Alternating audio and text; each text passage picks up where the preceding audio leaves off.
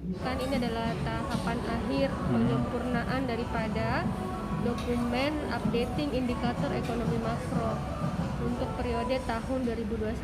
Jadi harus disampaikan ke khalayak tentang progres daripada analisis data yang sudah dilakukan oleh tim ahli selama 1 tahun ini.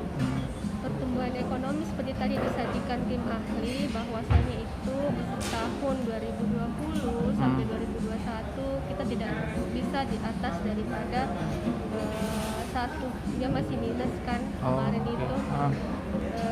Tapi di tahun 2021 ini agak baik, sudah ada kelihatan perbaikan karena adanya pelonggaran daripada aktivitas-aktivitas ekonomi, tetapi dengan syarat kalau kita mematuhi protokol kesehatan. 2022 itu kita masih mengupayakan agar seluruh kota Makassar ini kan tercover oleh vaksin, dan dengan adanya kebijakan vaksin ini rupanya berimbas bahwa menurun angka COVID di kota Makassar.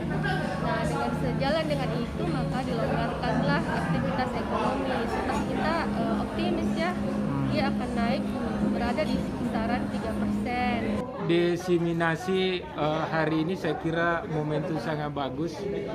Kejelian pemerintah Kota Makassar melaksanakan kegiatan ini sesuatu yang sangat besar, yang tentu Apindo memberikan apresiasi bahwa Kota Makassar selalu selalu mengambil langkah lebih dulu.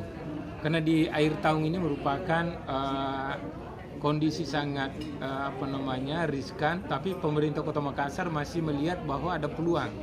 Nah, kalau hari ini kita berkomitmen untuk 2022, saya yakin tadi bahwa ekonomi kita itu bisa meningkat.